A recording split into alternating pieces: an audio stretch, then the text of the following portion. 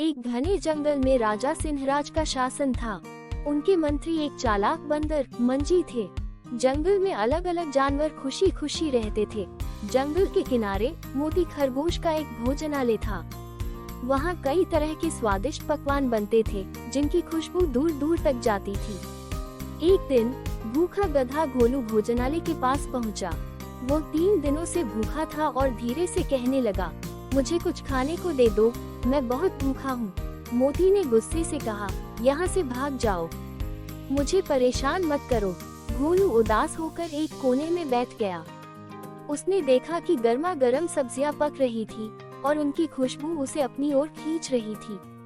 घोलू ने सोचा, अगर मैं अपनी सूखी रोटियां इन सब्जियों की भाप पर रख दूं, तो उनकी खुशबू रोटियों में समा जाएगी। बिना सब्जी के भी रोटियां दिष्ट लगेंगी।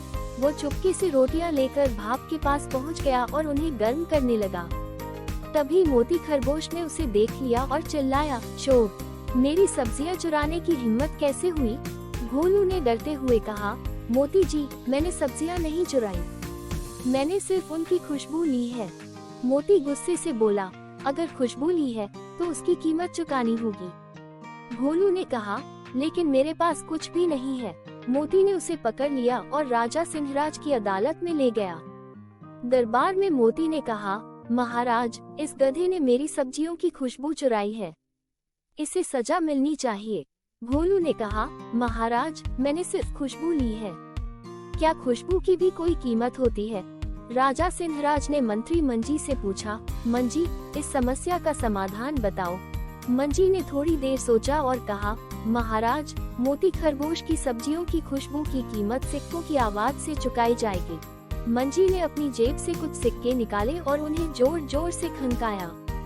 फिर बोले, मोती, ये तुम्हारी सब्जियों की खुशबू का मूल्य है। खुशबू के बदले खनक। मोती को अपनी गलती समझ आई और वो चुपचाप वहाँ से चला गया। घोलू ने राजा और मंत्री को धन्यवाद दिया और खुशी खुशी जंगल में लौट गया।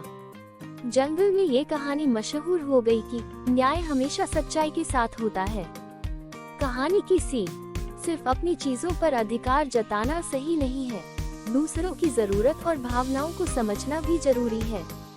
सच्चा न्याय वही है जो सत्य और तर्क पर आधारित हो। अगर आपको ये कहानी पसंद आई हो तो हमारे चैनल को सब्सक्राइब करें, वीडियो को लाइक करें और अपने दोस्तों के साथ शेयर करें और नए वीडियो की नोटिफिकेशन पाने के लिए बेल आइकन दबाना न भूलें। अपने विचार और सुझाव कमेंट में जरूर लिखें। धन्यवाद।